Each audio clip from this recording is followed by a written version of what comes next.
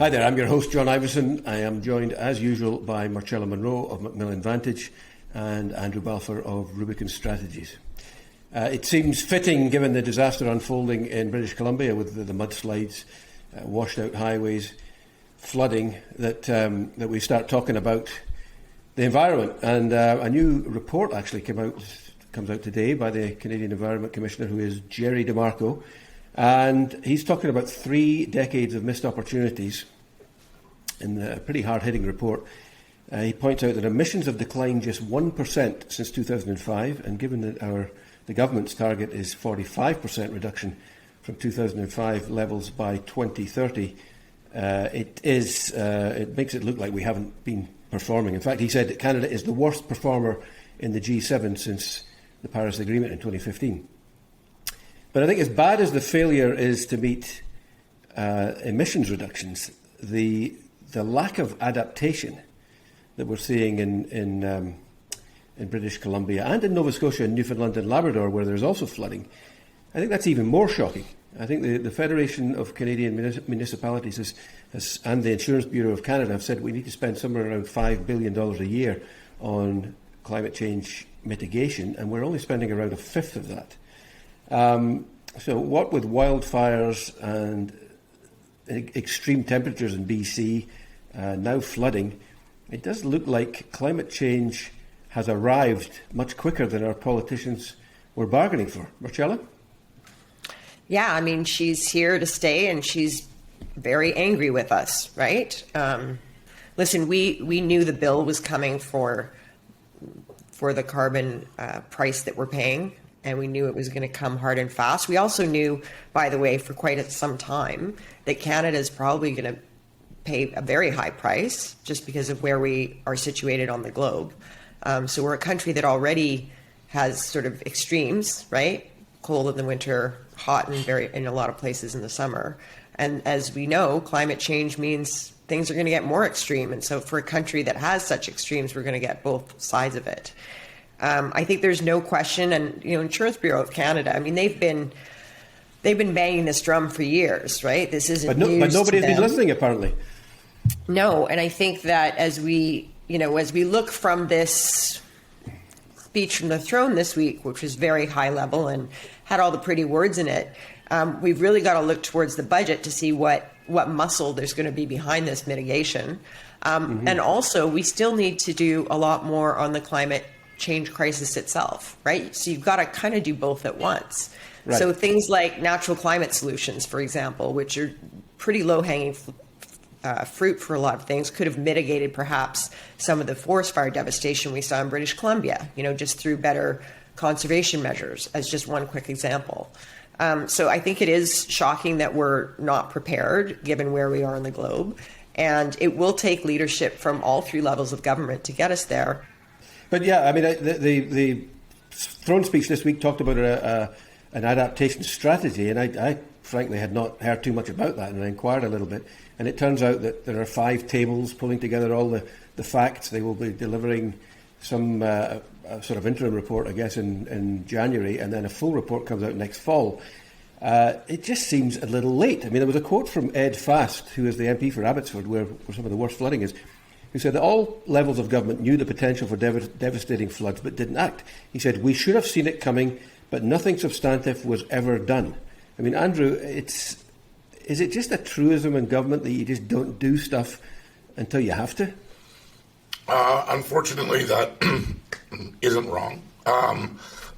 What I would say is that no government, no federal, provincial, municipal government has ever wanted to pay the bill for this. I don't think that anyone's ever going to say that they didn't think it was a good idea.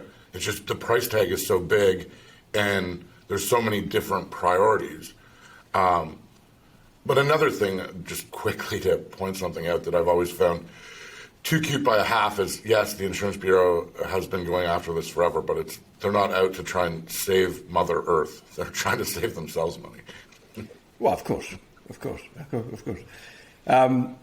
But it does look like, even though we've done all of that spending in throughout COVID, in the budget, $140 billion over the longer horizon in the budget, and $78 billion in the Liberal platform. But it does seem that adaptation is the poor relation on when it comes to climate change, and I guess that is just maybe just doesn't get the headlines. Building some kind of wall isn't quite as sexy, perhaps. No, but someone needs to get this baked into the fiscal, and then it can be a regular thing, and then it will be very difficult for anyone to ever cut it out. You just need to get it in. Right.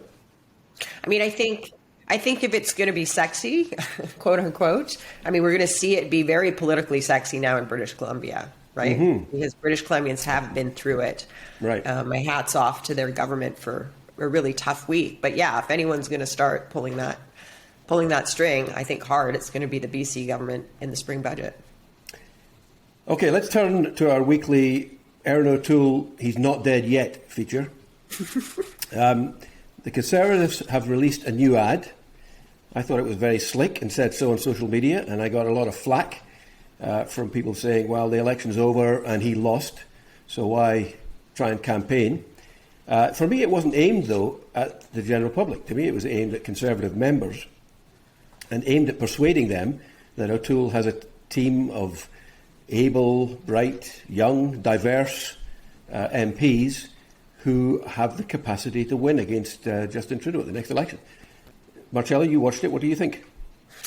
Well, it's kind of obvious to me. It might not be true, but I'm pretty sure that's a Dennis Matthews special because it was just such a good-looking and well-produced ad. Right. I think, you're right, because most Canadians would watch that ad and go, sorry, is this a new band? Like, who are all these people? They're not even supered, right? There isn't even, they don't even have the chance to have their names and ridings up.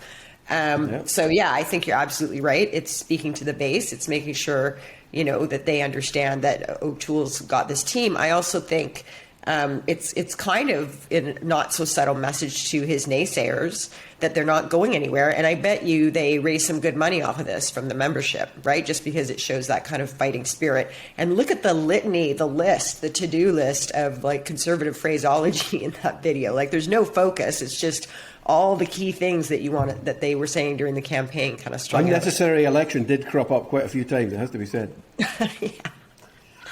But I mean, the one quote that stuck out to me was Blake Richards, who's the whip, saying, "It's never been more important for Conservatives to be united. Canadians are counting on us to be that credible governing alternative to the corrupt Trudeau Liberals." I mean, Andrew, do you think it's that he's not home dry, because we know that he's going before the membership in a leadership vote, statutory leadership vote in the convention in 2023? But do you think that this gives him a better chance, perhaps, with the membership?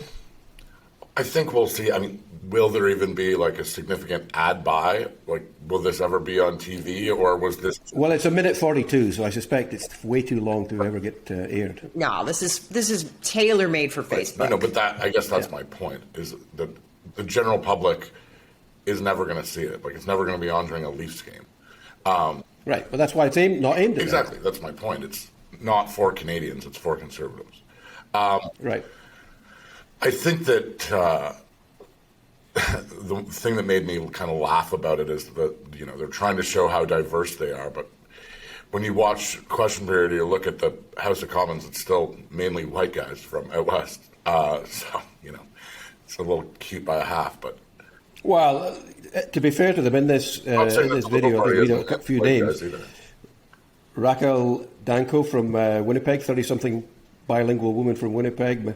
Melissa Lantzman, Tim Uppal, who's Sikh. Eric Duncan, who's gay. Michelle Rempel-Garner, Alain Reyes from Quebec. Candice Bergen, Poiliev, Blake Richards, Dan Albus. So there was a mix of... It's a very good ad. I'm not saying otherwise. I'm just saying that the majority of members of Parliament from all parties are still white men. Let's just quickly flip to what O'Toole's been talking about this weekend. The hybrid Parliament, which I have a bit of a bee in my bonnet about. Do you think he's got a case on that? I mean, it seems to me that they're exactly right, that no governing party wants to be in question period, which is why, governments prorogue and shorten parliamentary sessions, etc., etc. And a hybrid parliament is better for them, for the government, than it is for the opposition. Marcella? Well, I think that's right. I think the other weird thing, the pivot that I was kind of guffawing about, was that didn't they just spend like several weeks kind of arguing on the public airwaves that the reason we need to check everyone's vaccination records is so that people can return to work at the House of Commons. Right. And now suddenly they're turning around and saying, well, we have to have hybrid so that members have the flexibility to work from home. I mean, are you really suggesting that if your family member is sick and you can't leave, I mean, that's fine. So you can take a sick day, right? That's completely fine. So I just find the whole thing a bit rich by half. And I think it's silly for the NDP to be supporting this kind of thing, right? It's one thing for them to be supporting the government on substantial bills, right, that they can get behind, like childcare, wholly agree with that. But why in the world would an opposition party support this motion? Not only that, it seems to me that Singh has been suggesting that it be there for all time, not just for COVID, that it's not a temporary time-limited measure, which seems to me to be beyond the pale. I don't even think the Liberals are suggesting that. No, the NDP makes no sense on this whatsoever. I think, though, that for family reasons, travel reasons, all of those things, that it could be a forever thing that you have that voting app that they created, and if you can't be in the House to vote, you should still be allowed to vote. And I think that it would make sense to, we'll see exactly how they roll out this hybrid thing, but if a member of Parliament wants to be in the House of Commons, they should be allowed to be in the House of Commons. If they can't be there or they don't want to be there, then they can do their job remotely. But I don't disagree with that. I don't agree with that at all. But the idea that people have got to go to work, I mean, we've all got to go to work, and if you don't want to go to Ottawa because you've got family or whatever, then don't run. And it seems to me that set pieces like, it was the first question period yesterday, and I was in the House. I could see why some Liberal MPs didn't want to be there because they were playing patience on their cell phones or signing Christmas cards, all of which we reported in the Post. So, they basically don't have anything to do there, but it's the House of Commons. This is what we do. It's like being a soccer fan and not wanting to be at the ground. My grandfather from Saskatchewan used to say he knew his MP was not a good MP when he spent too much time in the riding. Right. He's like, go to Ottawa and yell at somebody for me. But just moving quickly along on about question period. There's a lot of functions of the House and of Parliament, things like committees that still haven't been constituted, that are much like question period. Yes, if you're a government backbencher, it's a waste of your time. You probably don't even need to be there. Yeah, and I do agree that if you're there in committee, it's much easier to, if not collude with the fellow opposition MPs, but to discuss areas of agreement than it is over Zoom, for example. So I could see why the government wouldn't want people in committees. Can I just turn quickly to an area that O'Toole is focusing on, and that's inflation, and whether this is a good or a bad idea. I mean, Pierre Poilievre has placed the blame for Canada's inflation rate purely or solely at Justin Trudeau's door, which seems a bit rich, Marcella. Yeah, I mean, again, this is just, they love their talking points, whether they're true or not doesn't seem to bother them very much on some occasions. We know this is happening in all Western countries, and it's a result of a prolonged economic suppression of spending and then a rapid return to it. Now, should we do nothing about it? No, I don't think so. Should we be discussing it? Probably. But this kind of stuff just starts to irritate me because it's so lazy for them to just say, well, this is Justin Trudeau's fault. What does he want to not spend on, I guess, is always the second question in my mind. So let's have an adult conversation on this. This stuff's just bonkers. I mean, the OECD rate is 4.6%. That's 38 countries. Canada's is 4.7%. And yet, it did seem to make, to rattle Justin Trudeau somewhat in question period when Candice Bergen was asking him about the price of a loaf of bread or the price of a tin of beans. And the fact that no-name bacon has gone from $5 to $8. So do you think, even though clearly it doesn't make logical sense that Trudeau's to blame, do you think it works for the Conservatives, Andrew? We'll see whether it works. I don't think that they have a lot else to go on at this point in time. They've seen everything else they've tried to go after him on has kind of failed, and they spent so much time on all this COVID stuff, and that didn't work for them. They lost an election over it. Yeah, I would say that it's a good strategy, and as Canadians see the cost of goods increasing, they might be able to sell it as Justin Trudeau's fault. But to your point, this isn't just a isolated incident in Canada. I also thought it was pretty interesting that Balfour the other day was going after the governor of the bank as well. Yeah. I mean, I guess the problem for the Conservatives is that the inflation problem is likely to be solved one way or another by the time the next election rolls around. Hopefully. Either it will have been proven to be a temporary phenomenon caused by supply chains, or central banks will step in and start increasing interest rates, and that should put an end to that. Okay, let's round out. PEI is outraged. The Canadian Food Inspection Agency has suspended fresh potato exports to the US after potato wart was discovered on 2 island farms. There is a lighter side to this, that Ocean FM in Charlottetown has said it will play Stompin' Tom Connor's Bud the Spud from the Big Red Mud on rotation until it gets 10,000 signatures on a petition demanding the federal government act. But clearly it's a serious issue for PEI. I mean, this is the equivalent of the auto industry in Ontario or the oil and gas industry in Alberta. Anybody got any thoughts on PEI, Big Red Mud, and Bud the Spud? Well, I mean, it's worth, like they say, this will be, somewhere around $150 million, which for a province of 150,000 people, it's a huge thing, much like you just said. Right. Right. They will get bailed out by the federal government. There's a program called Agri-Recovery that will pay them off. They will be made whole, or almost made whole. But it is, I mean, you saw the premier going off the other day. This is a big thing for them. They are arguing is an overreaction because it was only on 2 farms and they shut down the whole export shop. But it's pretty clear, Marcella, that the US would have acted if the CFIA had not. Well, I think that's right. Hopefully this will be sorted. Listen, Bud the Spud was one of the first songs I learned as a kid because I was born in Charlottetown. So were you? I just want to give a big shout out to all the folks in PEI, and I hope you weather it. Yeah, well, I guess it proves we've got from coast to coast, we've got problems, environmental problems, and tying it back into the inflation issue. It looks like your bag of fries and your bag of potatoes at the grocery store are going to be soaring in price next year. Anyway, that's all we've got time for. Great to chat. Let's talk next week. Bye, guys.